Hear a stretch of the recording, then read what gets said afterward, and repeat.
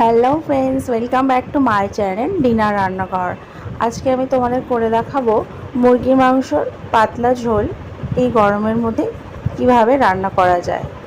তো এরকম পাতলা ঝোল রান্না করে খেলে গরমে ভালোই লাগে, খেতে টেস্টিও লাগে আর খুব একটা বেশি রিচ হয় না। তো চলো রেসিপিটা দেখি কিভাবে আমি তৈরি করেছি।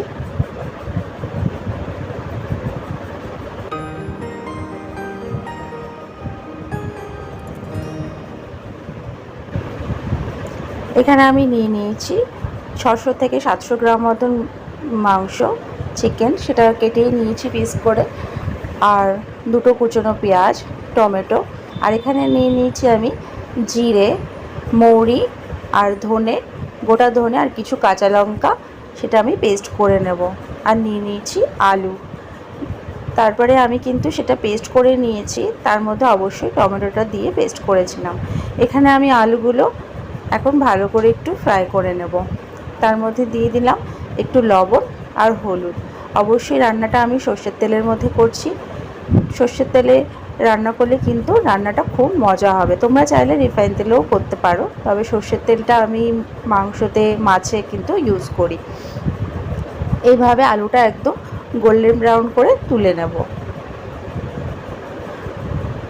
গরমে কিন্তু খুব একটা রিচ খাওয়া ভালো লাগে না, কিন্তু মাংস না হলে আবার চলেও না। তার জন্য কিন্তু আমি এইভাবে একটা পাতলা ঝোল রান্না করেছিলাম, যেটা আমি হাতে বাটা মশলা দিয়ে রান্না করেছি।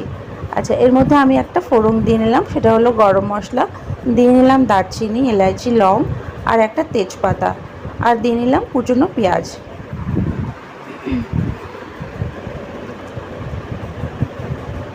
পেঁয়াজটা দিয়ে কিন্তু আমি ভালো করে ভেজে নেব, একদম গোল্ডেন ব্রাউন করে নেব। দেখতে পাচ্ছ গ্যাসের ফ্লেমটা কখনো লো কখনো হাই, এইভাবে করে কিন্তু আমি পেঁয়াজটা ভেজে নিচ্ছি।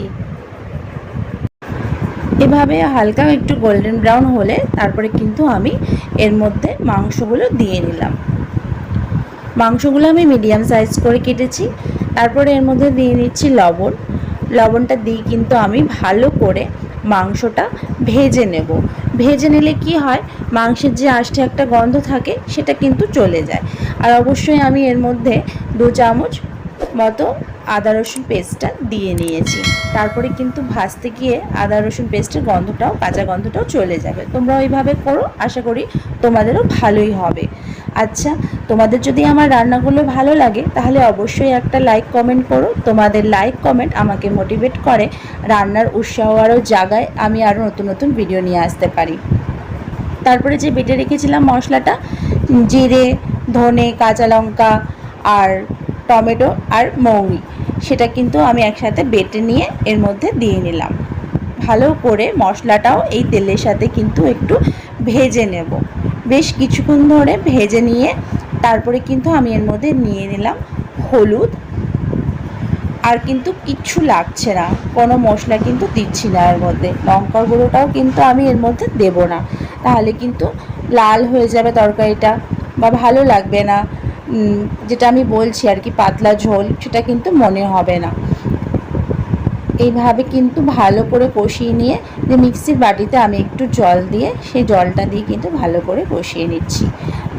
তোমরা যারা আমার চ্যানেলটা সাবস্ক্রাইব করে দেখছো তাদেরকে অসংখ্য ধন্যবাদ। আর যারা নতুন আমার চ্যানেলে আসছো তারা কিন্তু অবশ্যই সাবস্ক্রাইব করো, পাশের বেল আইকনটা প্রেস করে আমার সাথে থেকো। এখন দেখতে পাচ্ছ যে কষাতে কষাতে কিন্তু তেলটা উঠে গেল, মানে তেলটা ছেড়ে গেল। যখন এইভাবে তেলটা ছেড়ে যাবে তখন কিন্তু আমি আলুটা দিয়ে নেব। আলুটা দিয়েও নিয়েও কিন্তু আমি ভালো করে এটাকে কষিয়ে নিচ্ছি। মনে রাখবে, রান্না কিন্তু সবসময় কষানোর ওপরেই ডিপেন্ড করে, মানে যতটা তুমি ভালো করে কষাবে ততটা কিন্তু রান্না টেস্টি হবে, আর ভেতর অবধি, মাংসর ভেতর অবধি সব রকম মশলা ঢুকে যাবে। তারপরে এখানে আমি জল দিয়ে নিলাম। জল দিয়ে নিয়ে আবারও একটু নাড়িয়ে চাড়িয়ে নিচ্ছি। তোমরা কিন্তু অবশ্যই যে যেরকম ঝোল খেতে পছন্দ করো সে সেরকম ঝোল দেবে।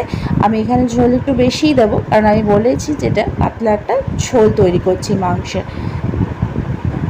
আমি কিন্তু আবার এখানে জল দিলাম, বলছি যে পাতলা ঝোল রান্না করছি। তো এইভাবে তোমরা রান্না করবে বাড়িতে, অবশ্যই তোমাদের ভালো লাগবে। এই গরমে কিন্তু খেতে ভালোই লাগে। দেখো আমার রান্নাটার কালারটা কত সুন্দর এসছে, উইদাউট লঙ্কার গুঁড়ো ছাড়া। তারপরে আমি এখানে আরও দুটো টমেটো কিন্তু এখানে কেটে দিলাম, যেন একটু টক একটা ভাব আসে। তো আমার রান্নাটা কিন্তু একদম রেডি এখন খাওয়ার জন্য। আমি কিন্তু এখানে কোনো রকম গরম মশলার গুঁড়ো ইউজ করিনি, দেখতেই পাচ্ছ। রান্নার কালারটাও খুব যেমনি সুন্দর হয়েছিল, খেতেও কিন্তু খুব সুস্বাদু হয়েছিল। এটা গরম ভাতের সাথে, রুটির সাথে খুব ভালো লাগবে খেতে। আচ্ছা, রান্নাটা ভালো লাগলে কিন্তু অবশ্যই লাইক কমেন্ট করতে ভুলো না, আর আমার সাথে কিন্তু থেকে যেও। এভাবে আমি আমার চিকেন ঝোলটা রান্না করেছিলাম। তো তোমাদের এতক্ষণ দেখার জন্য অসংখ্য ধন্যবাদ জানাই। নেক্সট আসবো অন্য কোনো রান্না নিয়ে।